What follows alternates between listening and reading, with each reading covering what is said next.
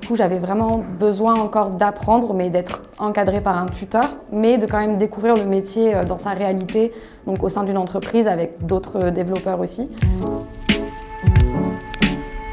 Je suis Maureen Cornillon et j'ai fait une formation chez Ironhack en web dev en alternance chez Estimeo. Je m'appelle Adrien Fenech, je suis le fondateur et l'actuel CTO de Estimeo qui s'occupe de noter et de valoriser les startups pour les aider à trouver des sources de financement et finalement se faire une place dans l'écosystème entrepreneurial en France et en Europe.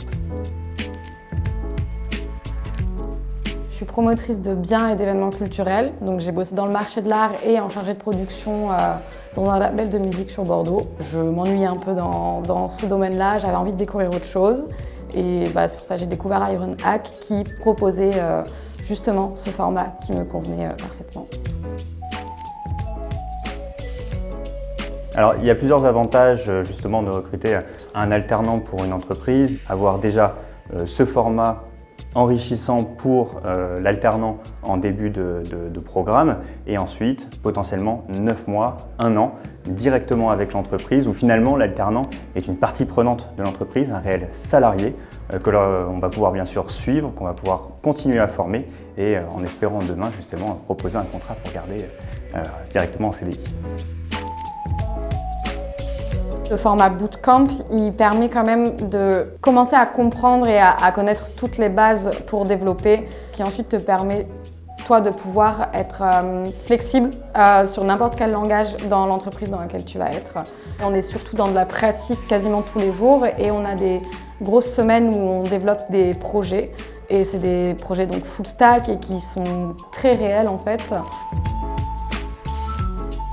Le format d'alternance d'Ironhack, qui est d'ailleurs assez atypique pour moi parce que je ne le connaissais pas, c'est cette fameuse première période où l'alternant est à proprement parler en école, à plein temps, ce qui permet quand même de libérer après un temps, finalement un plein temps directement avec l'entreprise, ce qui était non négligeable pour nous en tout cas chez Estimeo car on voulait maximiser le temps de l'alternant avec nous. L'avantage qu'on avait justement avec ce plein temps de l'étudiant, c'est éviter cette coupure finalement qu'on peut avoir quand on fait juste 2 ou 3 jours par semaine ou après pour l'alternant il faut se remettre finalement dans le bain du boulot, des process, etc.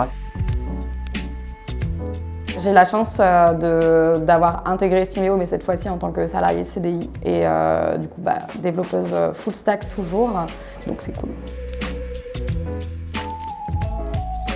Le profil en reconversion est plutôt intéressant parce que, donc déjà sur 2 sujets.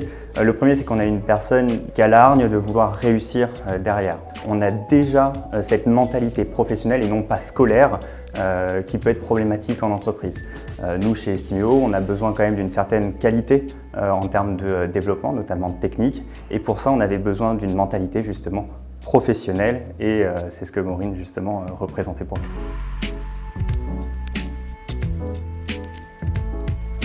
Du coup, pour moi, ce qui est vraiment important dans le choix de l'entreprise, en fait, ça va être le type de structure. Dans une plus grosse boîte, c'est vrai que tu vas intégrer une grosse équipe de dev et tu vas vraiment voir ce que c'est de bosser à plusieurs sur un même projet, donc c'est très intéressant.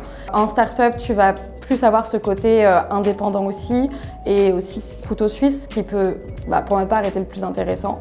Et aussi, on a la chance en tant que dev, on peut être développeur dans plein de domaines d'activités différents. Mais pour moi, le plus gros conseil, c'est vraiment le type de structure et aussi s'assurer quand même que l'entreprise d'accueil est prête à te consacrer du temps pour continuer ton apprentissage, mais qu'elle te fasse confiance en fait. Il faut trouver un bon équilibre.